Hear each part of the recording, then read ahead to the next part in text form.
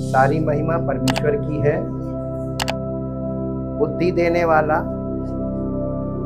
मालूम है परमेश्वर सिर्फ बुद्धि नहीं देना मांगता, परमेश्वर हमको उस बुद्धि के अनुसार चलाना मांगता है, केवल देना नहीं मांगता है।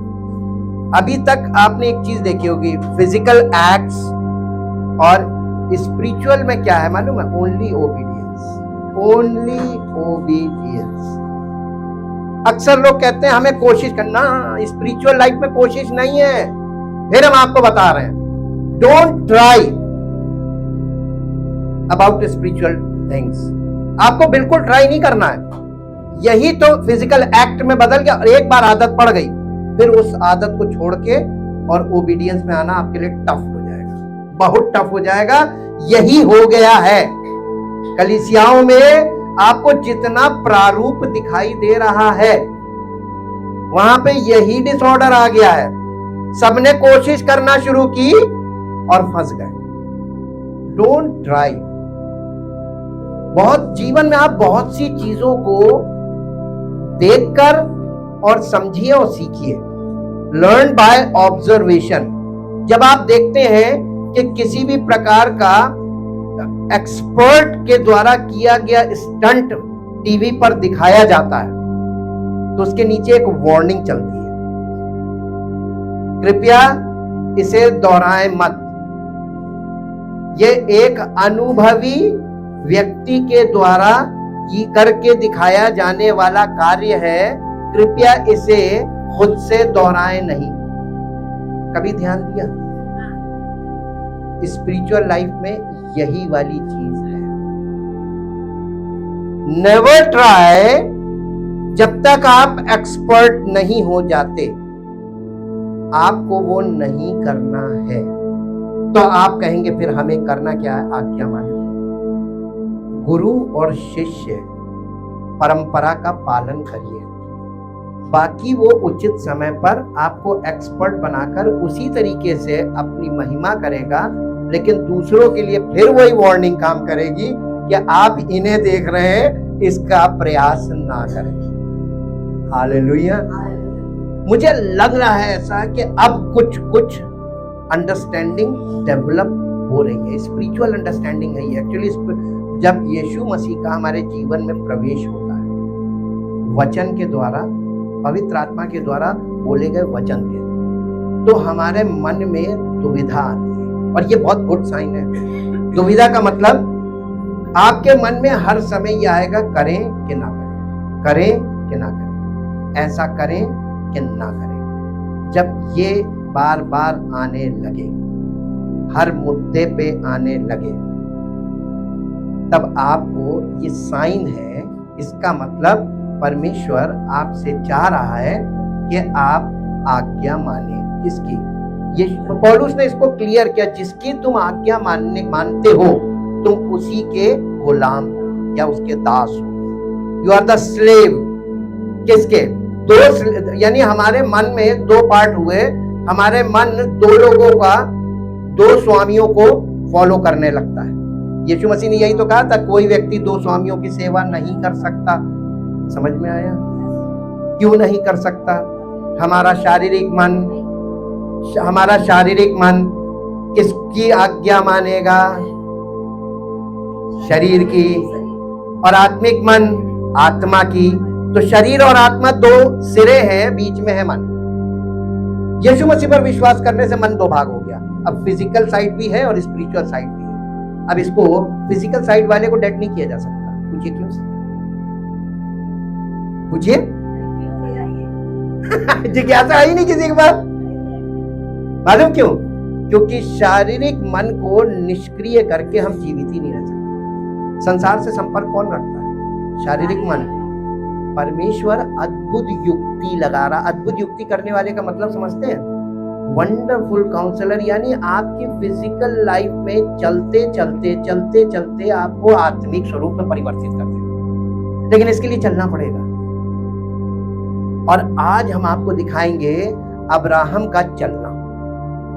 हम सब ओल्ड टेस्टमेंट पिक्चर्स को लेकर आ रहे हैं, वो न्यू टेस्टमेंट की ट्रुथ है। और एक पद आपको बता दें, ये इसका इस चीज को कैसे इंटरप्रेट करता पवित्र आत्मा। पवित्र आत्मा बहुत पावरफुल है। The old covenant is revealed in the new testament and the new testament concealed या latent in the old covenant. पुराने नियम में नया नियम छिपा हुआ है और नए नियम में पुराना नियम प्रकट है। ये फॉर्मूला है। अब आप इस फॉर्मूले को कैसे पकड़ना है? आत्मिक बातों को आत्मिक बातों से मिला कर व्यक्त करना, ये फिजिकल माइंड से नहीं हो सकता। यही तो पवित्र आत्मा का कार्य है।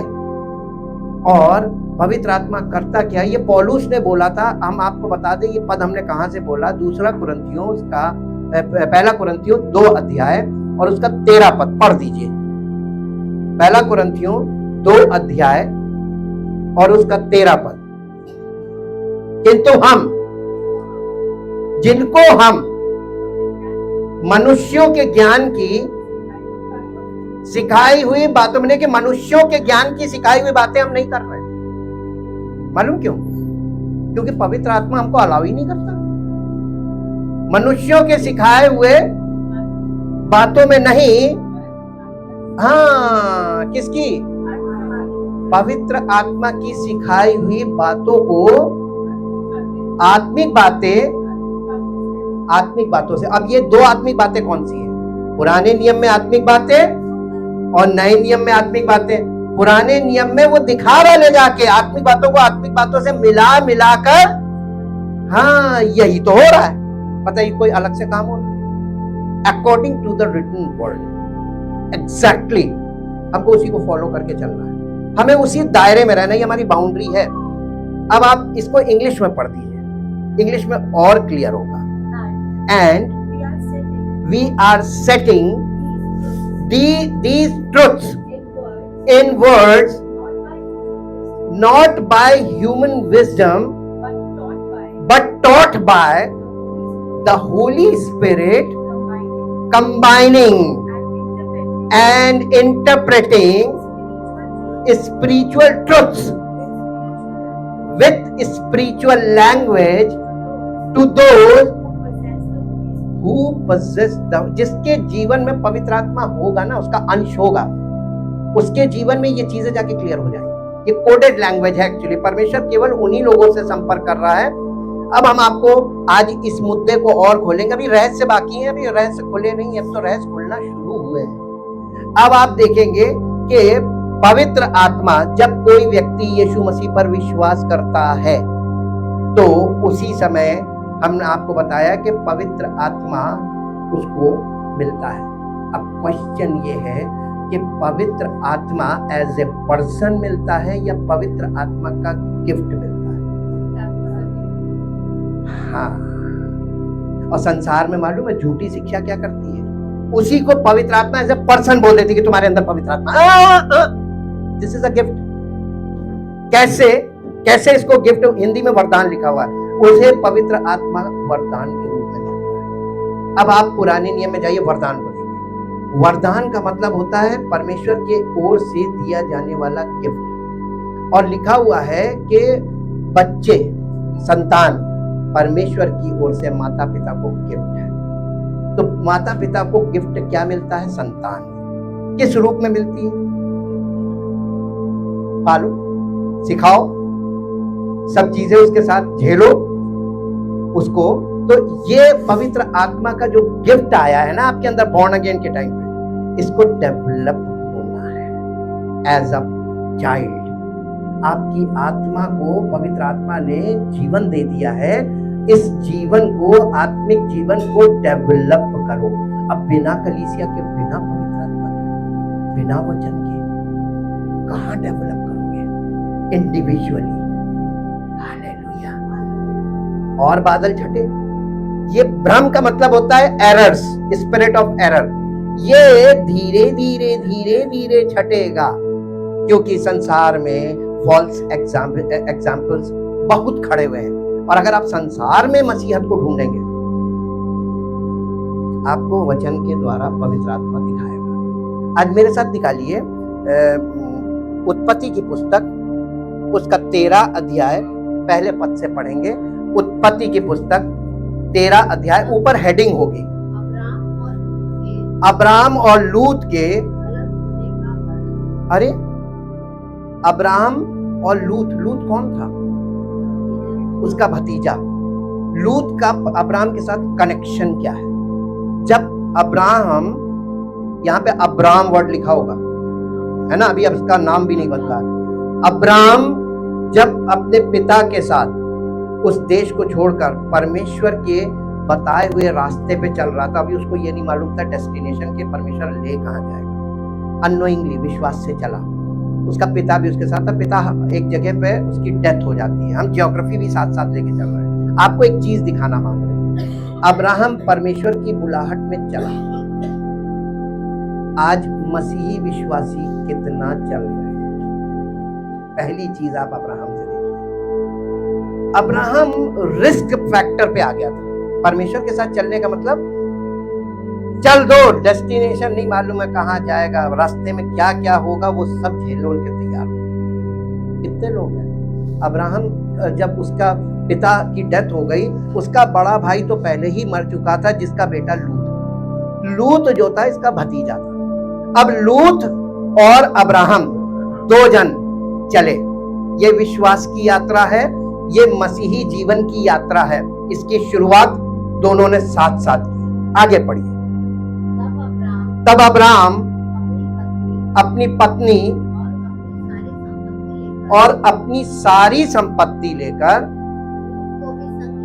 लूत को भी संग लिए हुए मिस्र को छोड़कर कनान के दक्षिण देश में आया।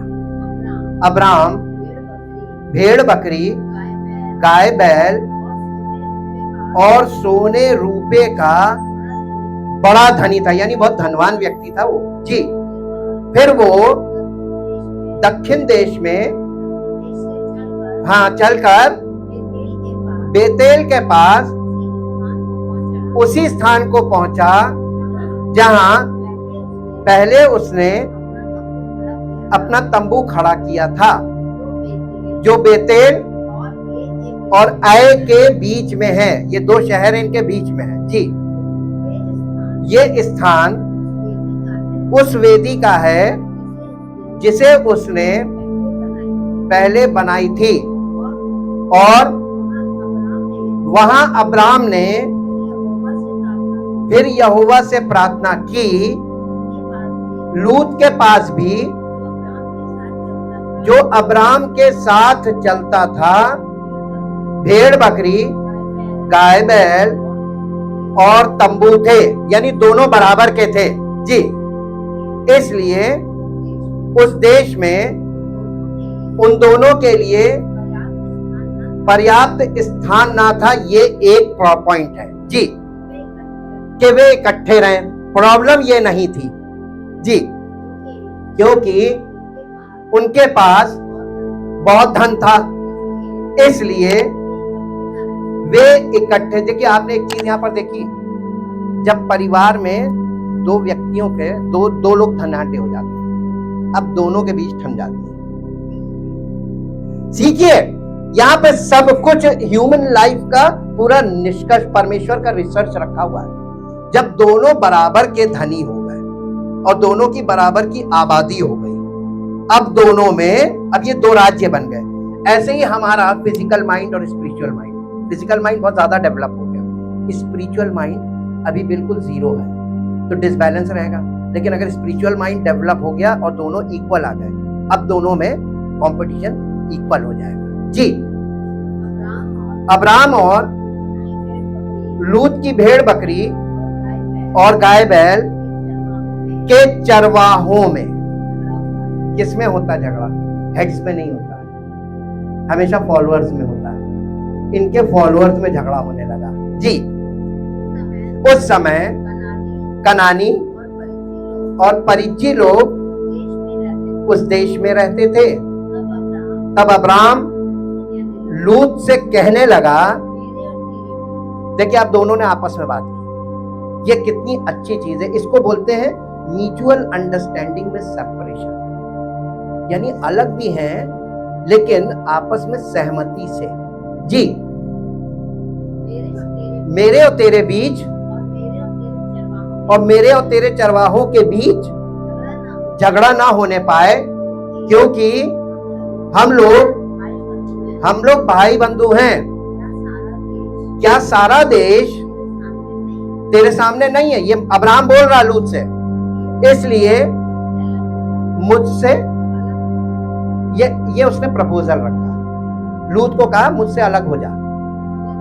यदि तू बाईं ओर जाए तो मैं तेरे जहां तू जिस दिशा में तू जाएगा मैं उसके ऑपोजिट जाऊंगा। अभी इसको अब्राहम को नहीं मालूम कि इसको कौन सी दिशा मिलेगी, ये चॉइस नहीं कर रहा है। चॉइस करेगा कौन? लूत।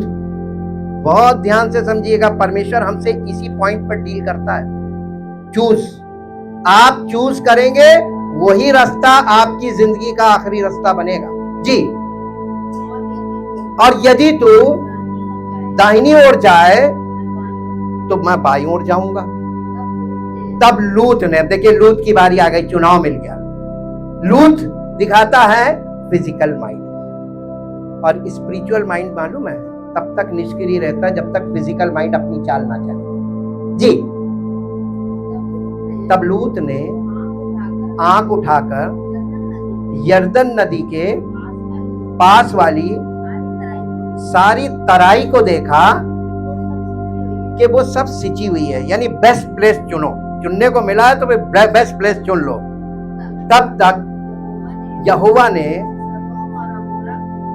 यहोवा ने सदोम और अमोरा को नष्ट नहीं किया था। ये नष्ट होने से पहले का किस्सा है जी। तब तक स्वर्ग के मार्ग तक वो तराई यहोवा की वाटिका और मिस्र देश के समान उपजाऊ थी। इसलिए लूत अपने लिए यरदन की सारी तराई को चुन के पूर्व की ओर। अब अब्राहम का, अब्राहम वहीं वहीं रुका रहा। अब्राहम अपने स्थान पे रहा। आगे पढ़िए, वे एक दूसरे से अलग हो गए। इफेक्ट आगे, अब्राहम कनान देश में रहा और लूत उस तराई के नगरों में रहने लगा। देखिए लूत ने अपने लिए एक अच्छा स्थान चुन लिया और अब्राहम को छोड़ दिया, और अब्राहम वहीं रहा जी। और अपना तंबू सदोम के निकट खड़ा किया। सदोम के लोग यहोवा के लेखे में, चुनाव देखिए, ये फिजिकल माइंड का चुनाव है। फिजिकल माइंड जो है ना, वो आंखों से देखे कानों से सुनी बातों को वो ज्यादा महत्व देता है। हृदय में परमेश्वर की आत्मा वचन के द्वारा क्या हमको दे रही है उस पर स्थिर है जी। अब्राहम का हेब्रोन को जाना। अब इसका ये दूसरा किस्सा है। अब हम इसको देखते हैं जब आगे जाएंगे आप 19वें अध्याय में 13 से 19। अब्राहम से अलग होने के बाद लूत की दशा, वहां पे आप घर में पढ़िएगा जाके। परमेश्वर जब नाराज हुआ, जब 18वें अध्याय में अब्राहम के पास 3 दूत आए थे जो इसहाक के जन्म की बात कर रहे थे, वो अब्राहम को ये समाचार गुड न्यूज देने के बाद मालूम कहाँ गए थे? सदोम में बैड न्यूज देने गए थे। अब्राहम के लिए गुड न्यूज थी कि तुम्हारे लिए परमेश्वर एक संतान देगा जिसके द्वारा परमेश्वर का वंश आगे बढ़ेगा। और सदोम में जाकर उसको बोला था कि इस पर आग और गंधक गिरने वाली है। अब्राहम से अलग होकर क्या हुआ? यीशु मसीह ने इसीलिए तो बोला तुम मुझसे अलग होकर कुछ नहीं कर सकते। अब्राहम को लूत ने छोड़ा, उसका दशा देख लो। जब परमेश्वर अब्राहम के साथ है तो लूत अगर अब्राहम के साथ है और परमेश्वर अब्राहम के साथ है, लूत को ब्लेसिंग क्यों मिल रही है? Through Abraham. कनेक्शन देखिएगा हमेशा, क्योंकि टेक्निकल होने के कारण मेरा बेसिक पॉइंट होता है कनेक्शन, और कनेक्शन ही लोग स्पिरिचुअली नहीं छोड़ देते कनेक्शन, और वो असम्पशंस में बिलीव करते हैं। वो फॉली फेथ है, वो आपको धोखा देगा। आपका मन धोखेबाज है और उस तरीके का विश्वास धोखे का विश्वास है। आप विश्वास कर रहे हैं और धोखा खा रहे हैं। इससे अच्छा है कि आप वास्तविक विश्वास में आगे बढ़े और चलें। चलकर साबित होगा कि आप विश्वास में हैं। अब हम आपको बताते हैं मेन पॉइंट नए नियम में। मेरे साथ नए नियम में आ जाइए। यूहन्ना रचित सुसमाचार, गॉस्पेल ऑफ जॉन चैप्टर 6, 6 अध्याय और उसका 56 वर्ष से पढ़ेंगे, 56 पद से।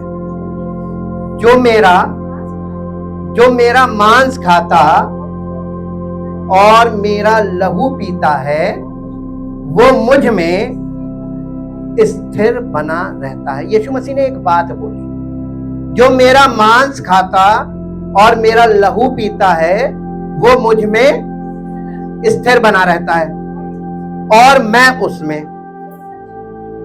जैसा जीवते पिता ने मुझे भेजा और मैं पिता के कारण जीवित हूं, ऐसा ही वो भी जो मुझे खाएगा और मेरे कारण जीवित रहेगा।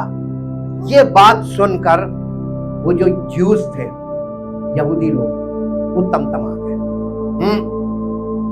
ये कठिन बात है, ये मनुष्य अपना मांस हमें कैसे खाने को देगा। अब देखिए, हमने आपको पहले भी बताया, अगर लिटरल कोई इसको आज भी पढ़ेगा तो क्या वो यीशु मसीह पर विश्वास करेगा? क्यों नहीं करेगा? अब ये बताइए, ये डायरेक्ट पढ़ने वाली बात है या पवित्र आत्मा के मार्गदर्शन में पढ़ने वाली बात है? ये एक हमने छोटा सा आपको एग्जांपल दिया, ऐसी बहुत सी बातें हैं, आप फंस जाएंगे। डायरेक्ट बाइबल पढ़ने से अगर आपको उद्धार मिल जाए, जो कहिए वो हार जाएंगे। परमेश्वर की योजना में ये है ही नहीं जो लोग कर रहे हैं आज। आपको एजुकेशन आती है, आपको अक्षर पढ़ने आते हैं, लेकिन पढ़े के पीछे क्या छिपा हुआ है वो आप कभी नहीं पकड़ पाएंगे। उसके लिए ही कलीसिया की स्थापना की थी और इसीलिए पवित्र आत्मा को कलीसिया में अध्यक्ष स्वरूप लोगों के लिए दिया गया। ये वरदान है।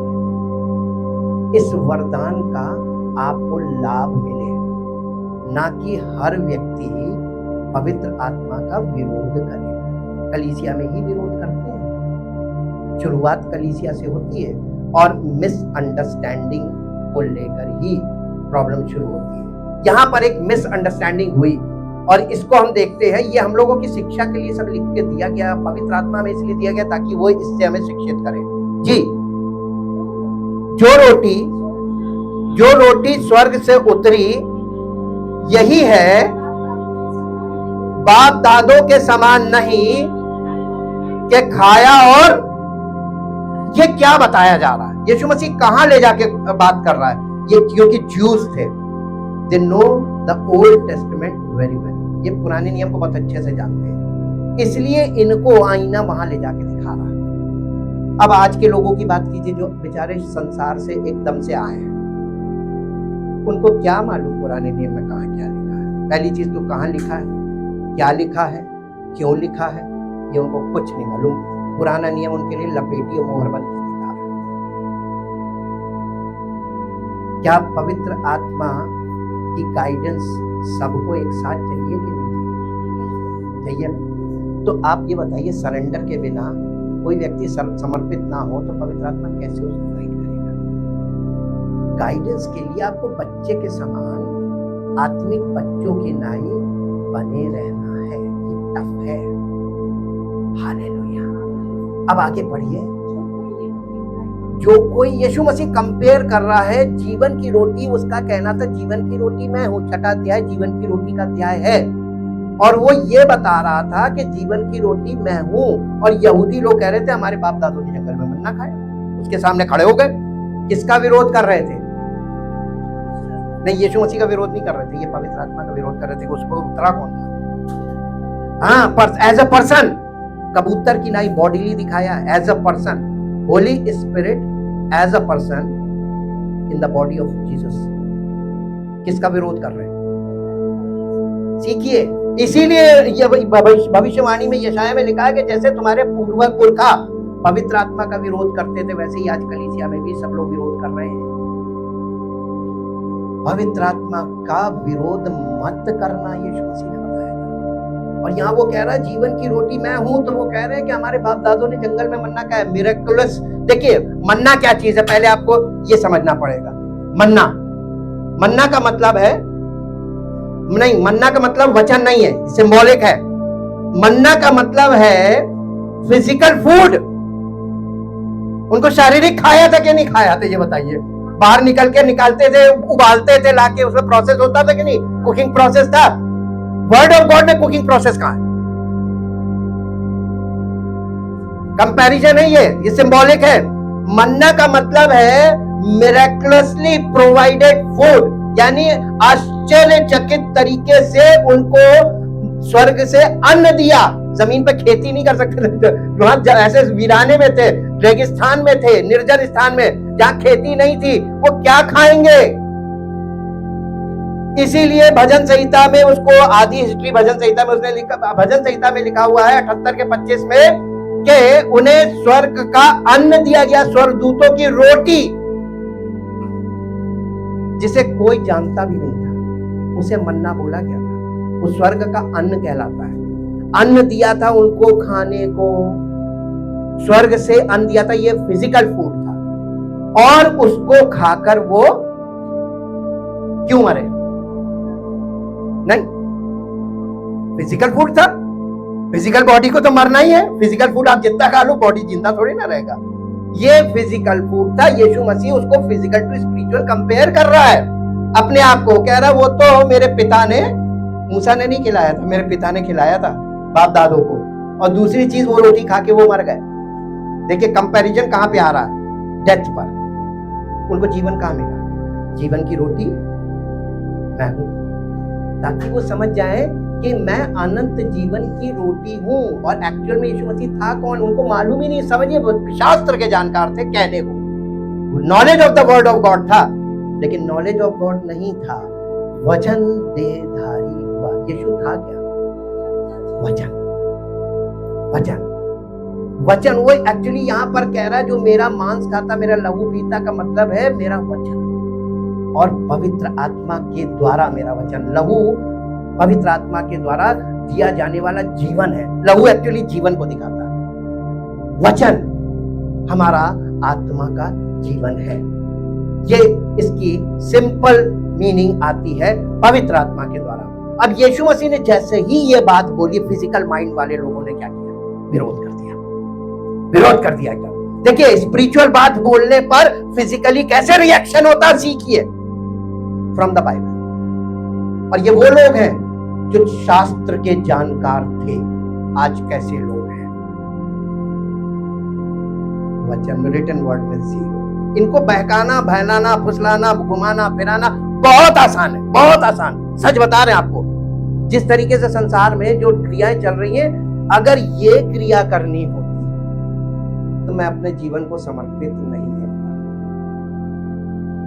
मैंने जीवन समर्पित किया है और अपने आप को डाउन टू अर्थ करता चला जा रहा हूं। जितना मुझे नीचे जाना पड़ेगा, जितना मुझे डर मालूम क्यों नहीं लगता? पालनहार तारणहार, वो मुझे डर किस बात? एक वक्त के भोजन में जीवित रहूंगा, इतनी क्षमता मेरी कम हो गई। मैंने अपने आप को बहुत घटा लिया, खुराक भी घटा ली, नींद भी घटा ली, आवश्यकताएं घटा ली, अपना लगभग जीरो कर दिया। मालूम क्यों?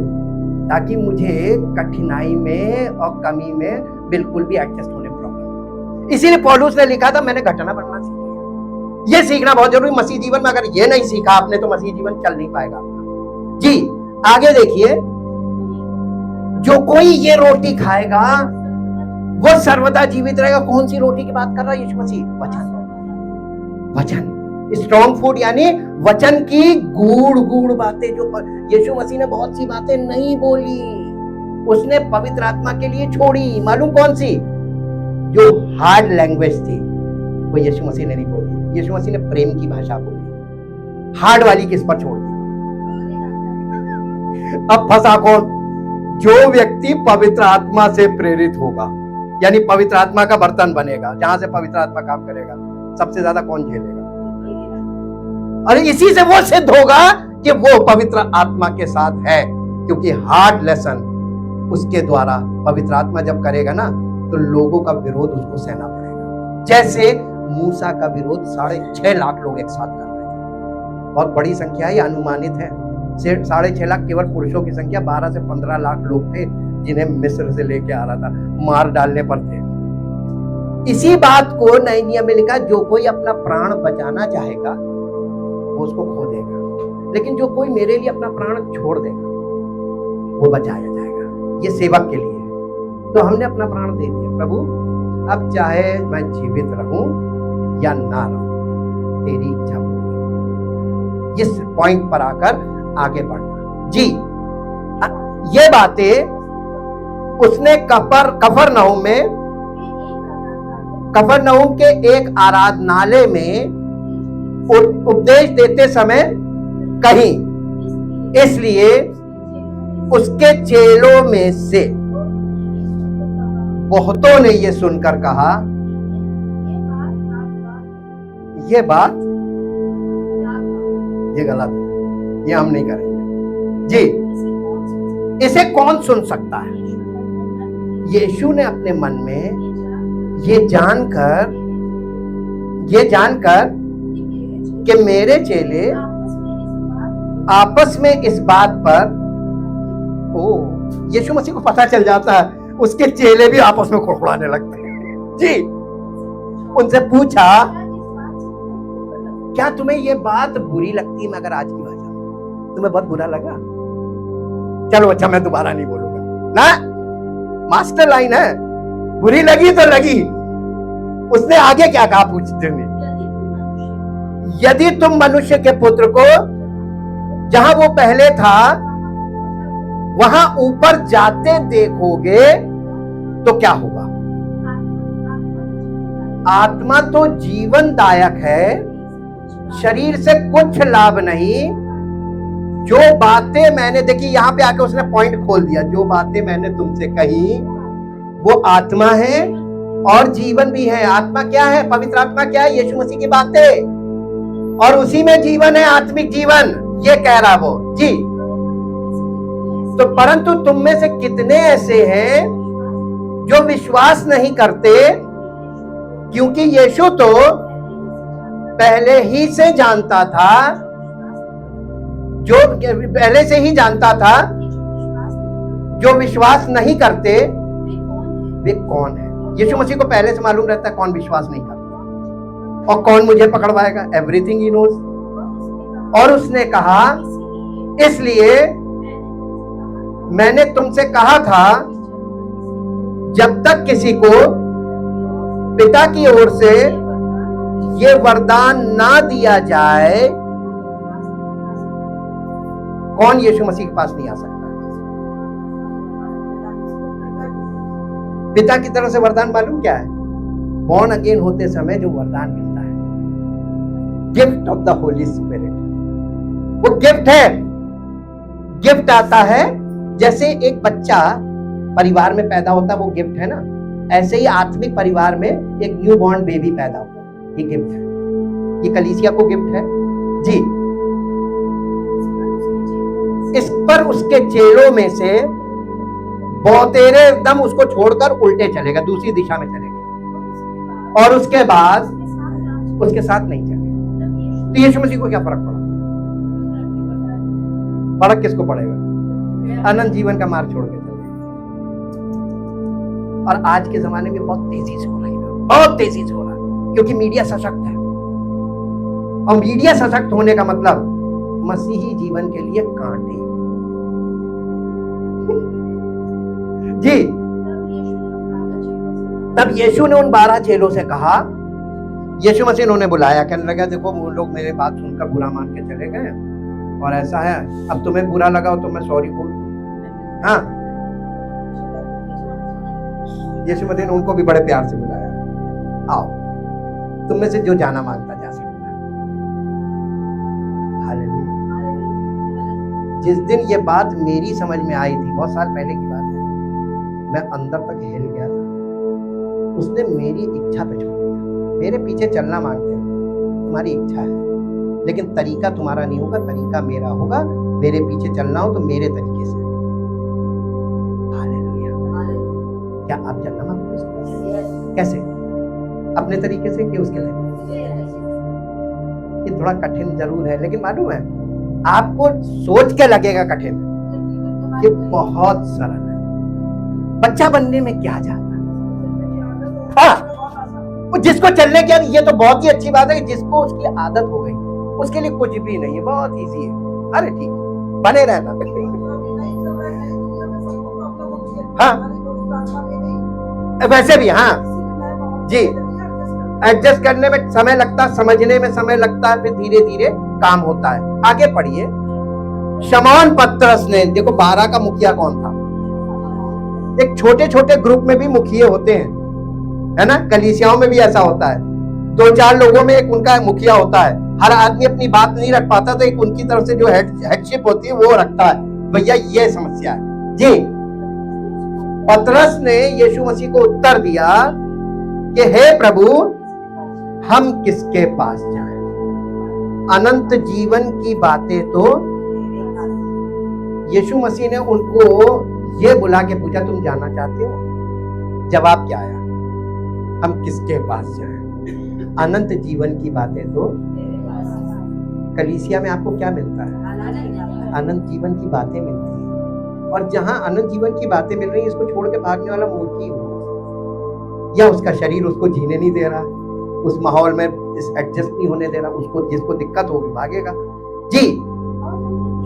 और हमने विश्वास किया है और जान भी गए हैं कि परमेश्वर का पवित्र जन, देखिए इन्होंने केवल विश्वास नहीं किया।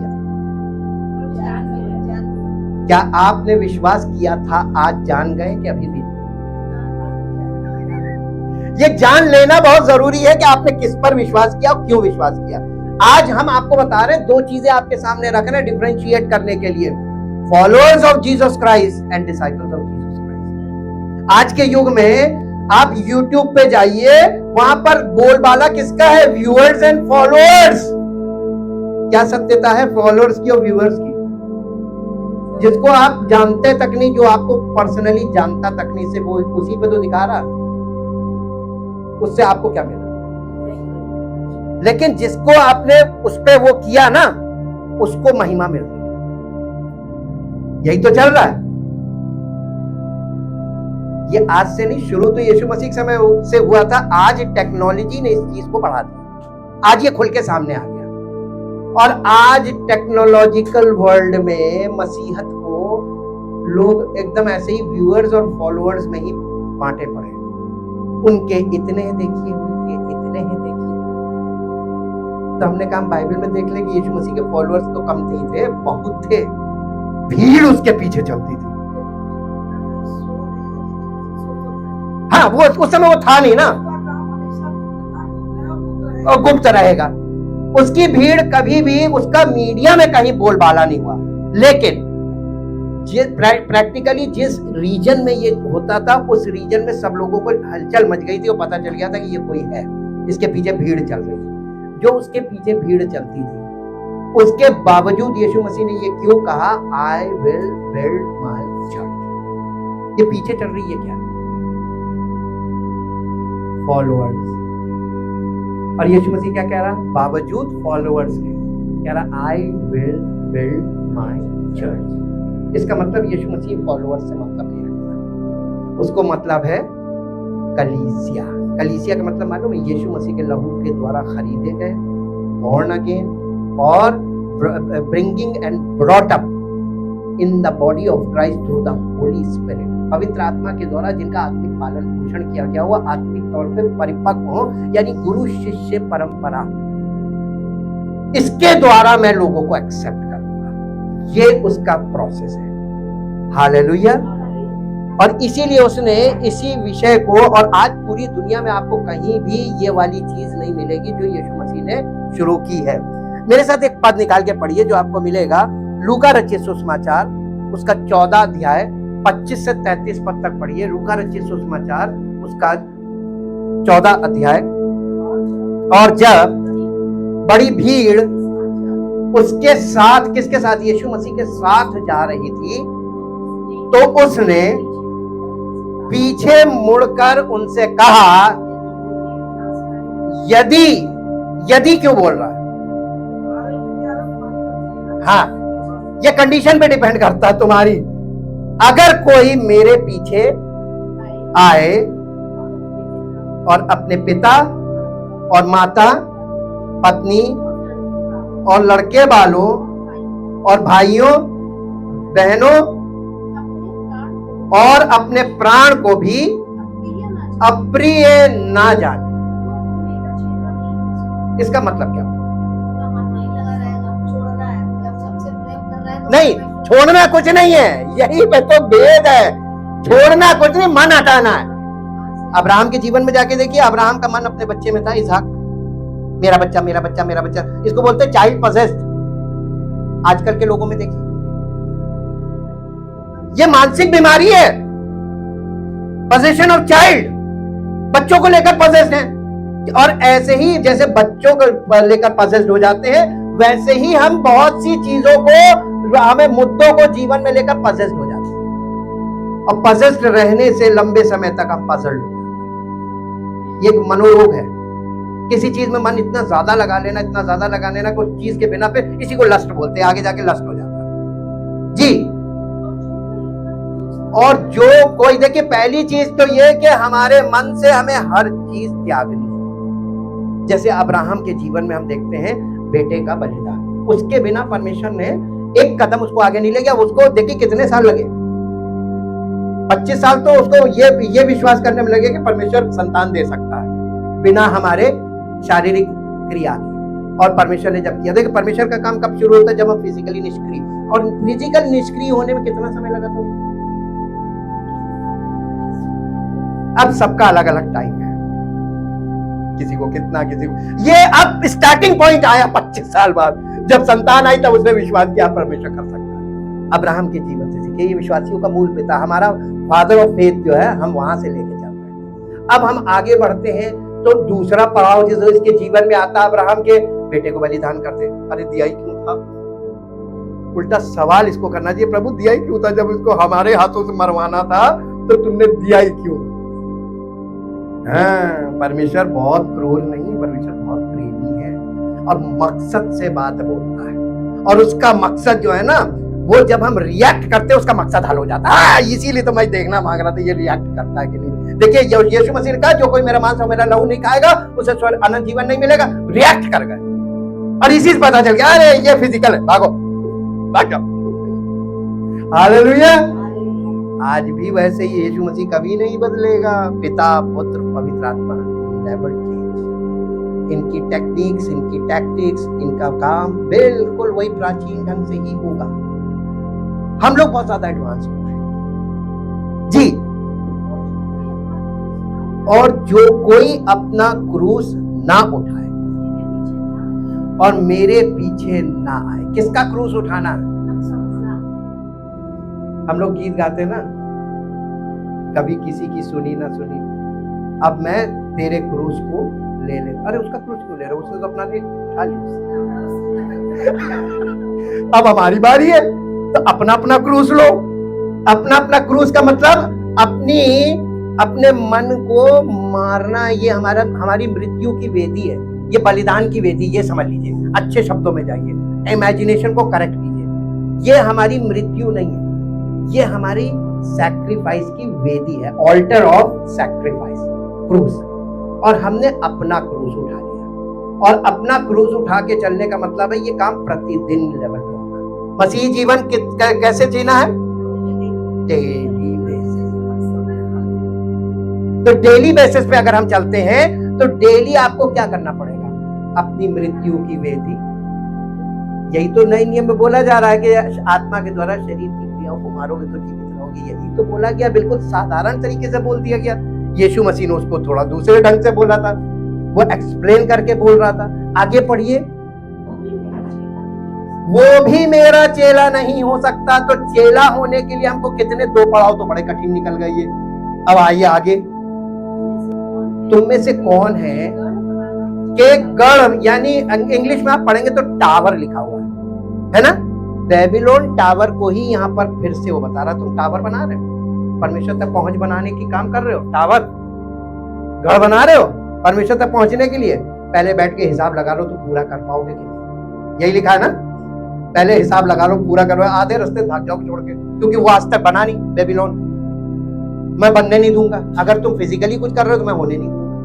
और यही चीज नए नियम में लिखी हुई गलातियों 5 में 17 पद में कि आत्मा शरीर के विरोध में लालसा करता है और शरीर आत्मा के विरोध में लालसा करते हैं, ये दोनों एक दूसरे के परस्पर विरोधी है। ये इसलिए ऐसा है क्योंकि तुम जो करना चाहो ना कर सको। परमेश्वर ने फांस डाल दी और तुम फिजिकल करके दिखाओ। लेकिन दुनिया में ये टेंडेंसी है जिसको प्रवृत्ति बोलते हैं, मानव प्रवृत्ति फिजिकल एक्ट्स की है, ये हैबिचुअल आदत पड़ गई। जी, तुम में से कौन है कि घर बनाना चाहता हो और पहले बैठकर खर्च ना जोड़े, कि पूरा करने की बिसात मेरे पास है कि नहीं। कहीं ऐसा ना हो जब नेव डालकर तैयार ना कर सके तो देखने वाले हैं ये कह के उसे ठट्टों में उड़ाए कि ये मनुष्य बनाने तो लगा पर तैयार ना हो सके। बाद में मालूम है, जब आप शुरू में ही बड़ा ढोल पीट देते हैं, हम विश्वासी, और जिस दिन आप ठोकर खाकर बैक होते हैं वही लोग आपका मजाक करेंगे। हालेलुया। अपने जीवन को आप स्पिरिचुअल लाइफ को कभी भी रिवील मत कीजिए, इसको यानी पब्लिसाइज मत कीजिए, इसकी पब्लिसिटी नहीं होनी चाहिए, हमारे आत्मिक जीवन की पब्लिसिटी नहीं होनी चाहिए। लेकिन आज आप कलीसियाओं में देखिए क्या चल रहा है, पब्लिसिटी बहुत ज्यादा है और सच्चाई कुछ नहीं, सब फिजिकल। क्या यूनिफॉर्मिटी दिखाकर या कोई एक कल्चर में कुछ डेवलप करके मसीही जीवन को दिखाया जा सकता है? ना। आप एक से कपड़े सब पहन ले और एक सा व्यवहार करने लगे सब, क्या ये मसीही जीवन को दिखाता? ना। मसीही जीवन अनेकता में एकता वाला है। सब अलग अलग स्वरूप में है, अलग अलग तरीके से है। सबका जीवन बाहर से देखने में कुछ नहीं लगेगा एक झुंड है, लेकिन सबके जीवन में अंदर दिल जुड़े हुए हैं। सब लोग आपस में इंटीग्रेटी बोलते हैं इसको, इंटरकनेक्टेड है, दिलों से जुड़े हुए हैं, आत्मा से जुड़े हुए हैं। और ये जुड़ाव परमेश्वर की आत्मा के द्वारा ही संभव है। इसीलिए यीशु मसीह इस बात पे जोर दे रहे हैं। यीशु मसीह के पीछे फॉलोअर्स की कमी नहीं थी। फॉलोअर्स का पीछे चलने का उद्देश्य क्या था? डिजायर्स, क्या उनकी इच्छा क्या थी? वो काहे पीछे आ रहे थे? यीशु मसीह ने अपने मुंह से बोला है, पढ़ के देख लीजिएगा। यीशु मसीह कहने लगा तुम मेरे पीछे इसलिए नहीं आते हो कि तुमको कुछ यानी आत्मिक जीवन के लिए नहीं आते। वो आत्मिक बातें सुनते तो इधर से कहानी सुनते थे, वो कहानी थोड़ी देर सुनने के लिए आते थे। मालूम कहानी सुनने के बाद क्या मिलता था? हाँ, कहना तुम्हें रोटियां मिलती, मेरे पीछे क्यों आ रहे? फॉलोअर्स क्यों आते थे? फॉलोअर्स का उद्देश्य था रोटी मिल रही। यीशु मसीह को फॉलो करने से रोटी मिल रही तो फॉलो करते रहो, फिजिकल मोटिव था।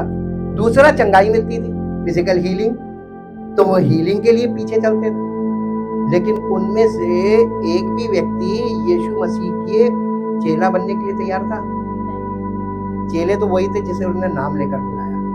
उन्होंने अपनी इच्छा छोड़ के उसकी इच्छा को ग्रहण किया फौरन, तुरंत, और चल पड़े। और इन 12 को लाकर उसने बाकी चेले जो बाद में आए थे, जो जिन्होंने ज्वाइन किया था, 70 हो गए थे, 70-72।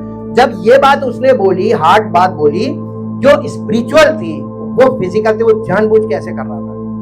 ये पिता पुत्र पवित्र आत्मा का ये ट्रेंड रहा है कि जैसे ही लोग पढ़ेंगे वो कुछ ऐसी बात बोलेंगे जिसमें से जो कटने वाले होंगे वो कट लेंगे।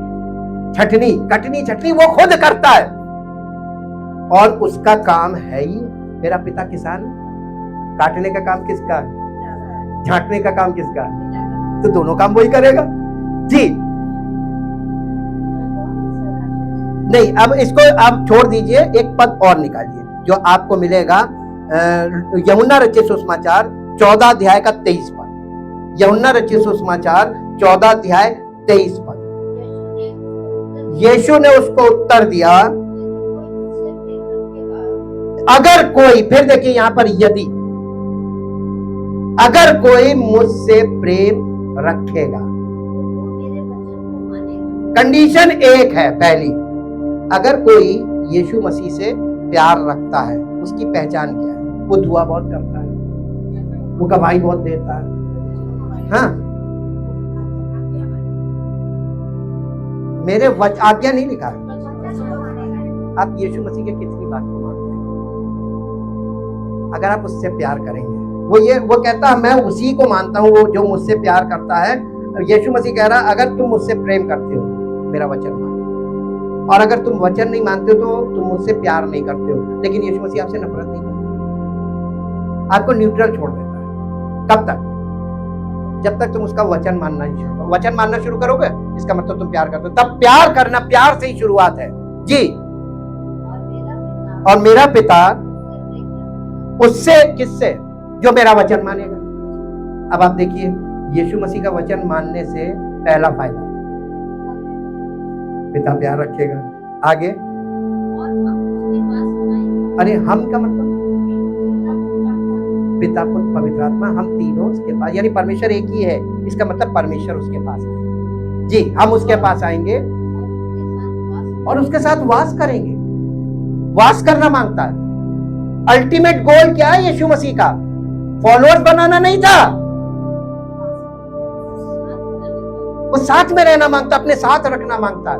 और आप यूहन्ना 14 में भी देखिए, मैं तुम्हारे लिए जगह तैयार करने जाता हूं, और जब तक मैं जगह ना तैयार करूं तुम्हें आकर वापस मोड़ ले लूंगा।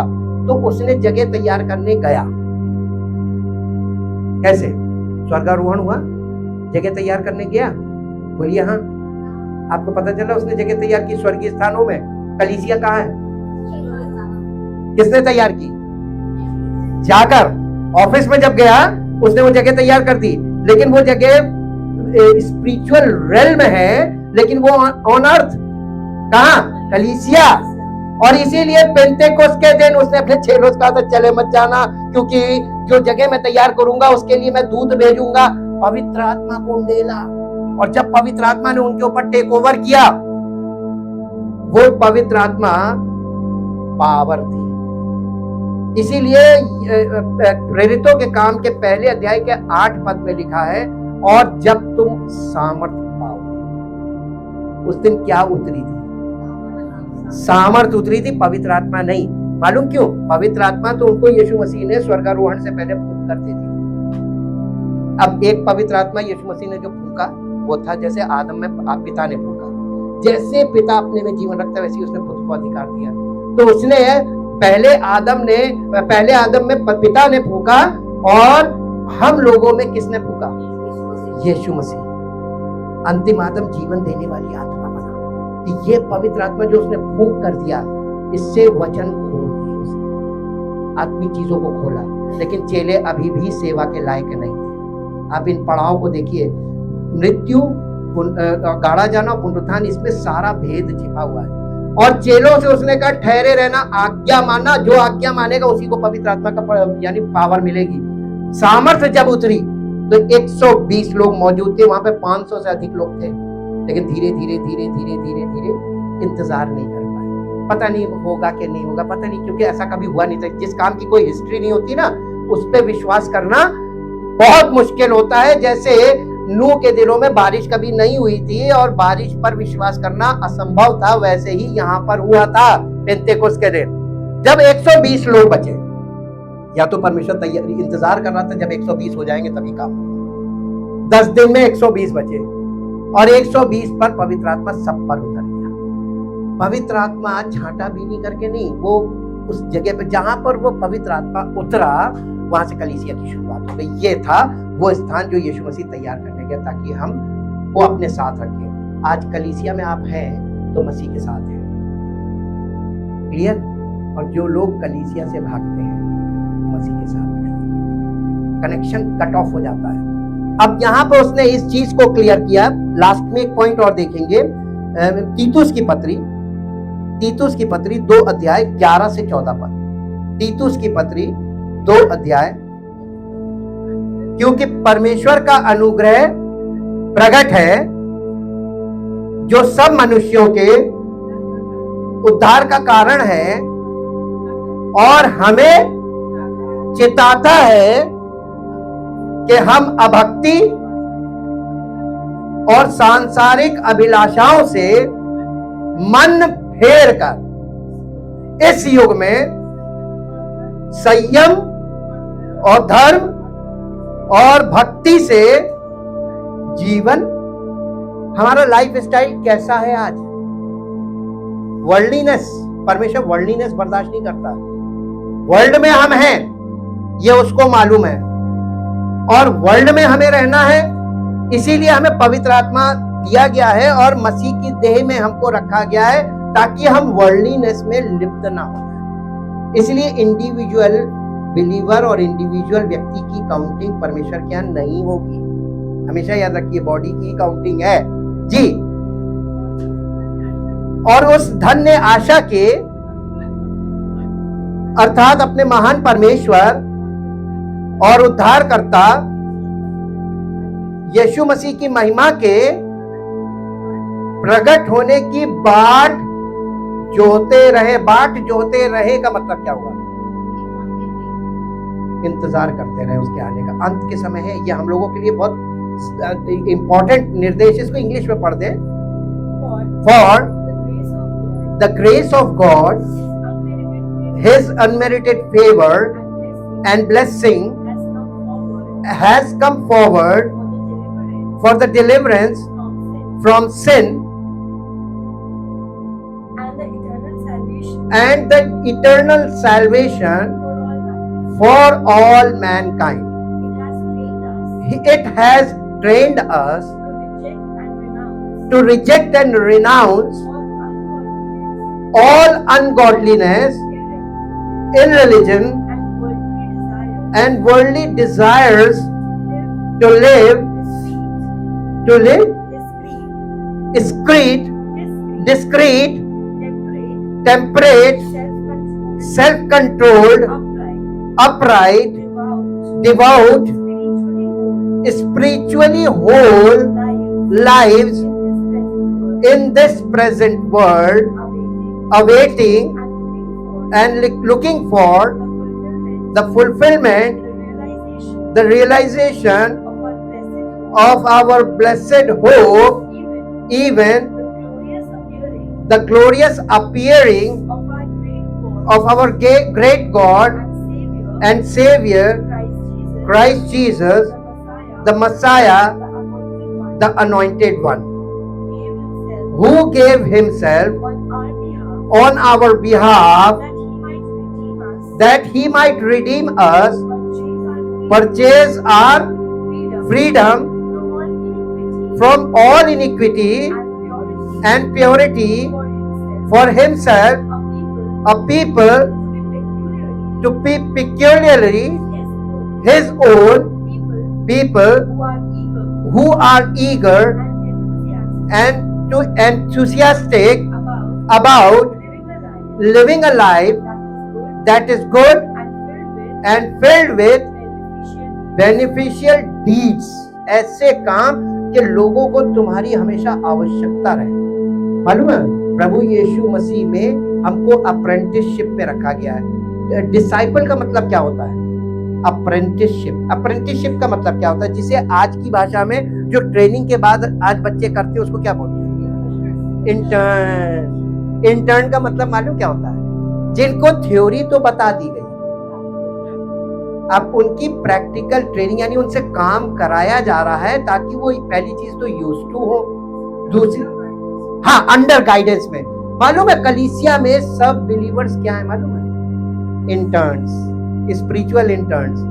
क्या आप स्पिरिचुअल इंटर्न में आप प्रॉपर वे में काम करना सीखना चाहते हैं? पवित्र आत्मा इसीलिए हमको दिया गया है एज अ पर्सन, यानी सेवक। एक परमेश्वर की ओर से वरदान है कि आपको उस सेवक के द्वारा पवित्र आत्मा का मार्गदर्शन है और रिटन वर्ड आपके सामने है, ताकि आपको रिटन वर्ड में दिखा भी सके और अपने जीवन में चल के आपको दिखा सके और आप उसको फॉलो करें। तो आपको करना क्या है? किसको? पवित्र आत्मा को, केवल उसकी शिक्षा को नहीं, प्रैक्टिकली उस पर्सन के पीछे पीछे मूसा के पीछे पीछे सारे इजरायली चल रहे थे ना। लाल समुद्र पार कैसे हुए थे? आगे भाग गए थे। मूसा ने रुक जाओ, दो भाग हो गया, पहले तुम नहीं जाओगे, पहले हम लोग को जाना है। पता नहीं बाद में कुछ ने पहले बंद हो गया तो नहीं। अब मूसा को आगे जाना पड़ा था, और मूसा को आगे जाके वहां रुकना पड़ा था, क्योंकि मूसा he is the first person जिसने क्रॉस किया था, but he is the last person, क्योंकि आखिरी व्यक्ति के निकलने के बाद उसको फिर काम करना था, मालूम, लाठी को समुद्र पे, ताकि परमेश्वर उसको मिक्स कर दे। क्या आप गिनती पूरी, तो एक पर्सन को क्यों इस्तेमाल कर रहा है? ताकि परमेश्वर उस व्यक्ति को एक जिम्मेदारी दे रहा है कि देखो सब लोग निकल गए, ये जिम्मेदारी तुम्हारी। तुमने जैसे इशारा किया छड़ी का, मैंने समुद्र को एक ऐसे करना जी।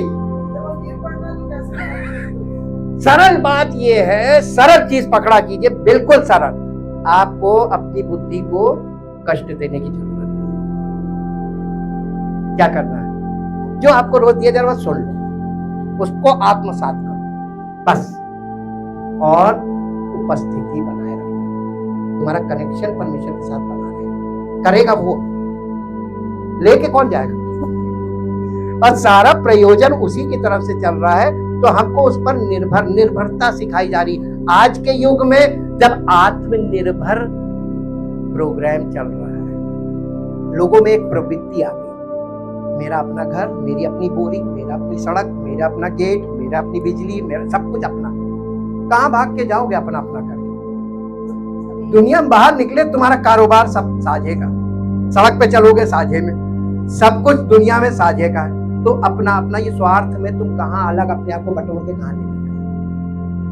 जब तक सब में आपस में तालमेल नहीं बनेगा, आप इस पृथ्वी पर अच्छा जीवन जी नहीं सकते, आपके बच्चे भी नहीं जी सकते। जब आप सबसे कट ऑफ होंगे ना, कोई आपकी मुसीबत आपके साथ खड़ा नहीं। मसीही जीवन में यही तो चीज है, परमेश्वर से प्रेम करने का मतलब आपस में सबसे है, छांट छांट के नहीं, जो जैसा उसको वैसे ही प्यार करो। अरे ठीक, हमारे परिवार में भी सबका अलग अलग स्वभाव होते हैं, और हमको सबसे प्रेम करना है कि नहीं करना? जो जैसा है, परमेश्वर ने हमसे कैसे प्यार किया? जब हम पापी ही थे तो उसने हमारे लिए बलिदान भी कर दिया, हमें अपना प्रेम प्रकट किया। तो हम जब किसी से प्रेम रखेंगे ना, एक दिन उसके हृदय में परमेश्वर काम करेगा। सिद्ध करो, प्रेम हमें सिद्ध करता है। Thank you Jesus. यदि आज आप चाहते हैं कि ये बिल्कुल सरल चीज है और हम ऐसे ही करेंगे, डिसाइपल बनना आपको कठिन लगेगा, क्योंकि फॉलोअर्स तो अच्छा पाने के लिए पीछे चलते हैं, लेकिन डिसाइपल को मालूम है बहुत सी ऐसी परिस्थितियों में, जब बहुत विपरीत परिस्थिति होती है, उसको कष्ट भी होता है, उसको चोट भी लगती है, लेकिन फिर भी उसको बने रहना है। यह है डिसाइपल। आप डिसाइपल बनना चाहते हैं? कितने लोग डिसाइपल बनना चाहते हैं? शिष्य बनना है, अपने स्थान पे खड़े हो जाए। Thank you, thank you, thank you, thank you. धन्यवाद, धन्यवाद, धन्यवाद, धन्यवाद। परम पिता परमेश्वर, हम आपका हृदय से धन्यवाद करते हैं। हम सब जितने यहाँ पर हैं प्रभु, हम सब लोग पवित्र आत्मा के शिष्य हैं, और हम पवित्र आत्मा के शिष्य बने रहना चाहते हैं। जब तक पवित्र आत्मा हम में से जिसको जहां जहां जब चाहे वो अपनी इच्छा और योजना में हमारा इस्तेमाल करें, एक ऐसे औजार की तरह जो कारीगर के हाथ में फ्रीली काम करे उसकी इच्छा के अनुसार। हम प्रभु ऐसे बनना चाहते हैं, ताकि हम सबका जीवन परमेश्वर की महिमा का कारण, और सारी महिमा उसको मिले जिसने हमारे लिए सब कुछ पूरा किया। और आज के दिन प्रभु, हर व्यक्ति जो यहाँ पर मौजूद है, इनके लिए, इनके परिवार के लिए, इनके बच्चों के लिए आपसे निवेदन करते प्रभु, चेले जब आपको फॉलो करने लगे, आपके पीछे चलने लगे, उन्होंने अपने जीवन में हर कठिनाई को, हर कष्ट को आपके ऊपर छोड़ दिया था। ऐसे ही प्रभु, इनकी सब चिंताओं को, सब समस्याओं को और सारी दिक्कतों को आपके ऊपर छोड़ दें, और चाहते प्रभु आपकी ओर से इनके परिवार में, बच्चों के जीवन में अद्भुत आश्चर्य कर, और हमारा आपके पीछे चलने का रिजल्ट इस प्रकार से हमें देखने को मिले कि जब हमने आप पर विश्वास किया और आपके पीछे चले, तो हमने अपने जीवन में आपकी बड़ी महिमा को, अपने परिवार में, अपने बच्चों के जीवन में आपकी महिमा को देखा। ऐसा हो प्रभु, सब लोग अपने परिवार में आपकी महिमा देखने पाए, और एक बड़ा आश्चर्य कर्म हर परिवार में हो, ताकि आपका नाम ले पाए। सारी महिमा आपको, इस प्रार्थना को आपके इकलौते प्रभु यीशु मसीह के नाम से आमीन।